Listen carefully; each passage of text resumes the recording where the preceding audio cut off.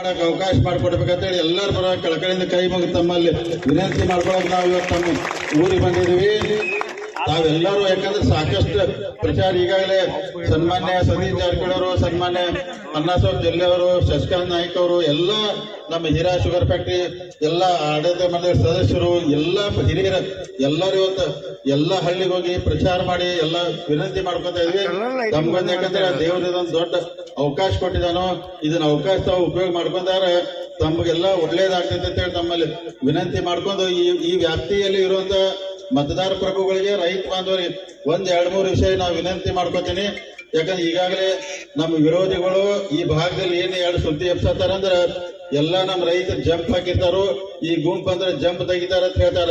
ನಾವ್ ಯಾವ ಜಂಪು ತೆಗಿದಲ್ಲ, ಇನ್ನೊಂದು ಜಂಪ್ ಹಾಕೊಂಡ್ರೆ ನಾವು ತಲೆ ಕೆಡ್ಸ್ಕೋದಿಲ್ಲ. ಅದಕ್ಕೆ ಒಟ್ಟ ತಲೆ ಮತ್ತೆ ಕಿನಾಲ್ ದಂಡಿ ಇದ್ದಂತ ಮೋಟರ್ಗಳಿಗೆಲ್ಲ ತ್ರಾಸ ಕೊಡ್ತಾ ಇರ್ತಾರು. ನಾವಂದ್ರೆ ಯಾವ ಕಾಲಕ್ಕೂ ನಮ್ಮ ರೈತ ಬಾಂಧವರ ನೀರಿಗೆ ತೊಂದರೆ ಕೊಟ್ಟು ಯಾವ್ದು ಅಂತ ಮಾಡಕ್ ಹೋಗುದಿಲ್ಲ. ಈ 2 ವಿಷಯ ಅಂದ್ರೆ ವಿರೋಧಿಗಳು ಬಹಳ ಅಪಪ್ರಚಾರ ಮಾಡಿ ಹೇಳ್ತಾರು.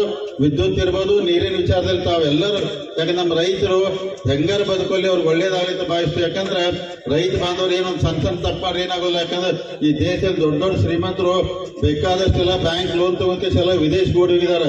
ನಮ್ಮ ರೈತರು ಏನಾರು ಒಂದ್ ಜಂಪ್ ಹಾಕಿದ್ರೆ ಜಗತ್ ಮುಳುಗೋದಿಲ್ಲ, ಅಥವಾ ಒಂದು ಕಿನಾಲ್ ಮೋಟರ್ ಹಾಕಿದ್ರೆ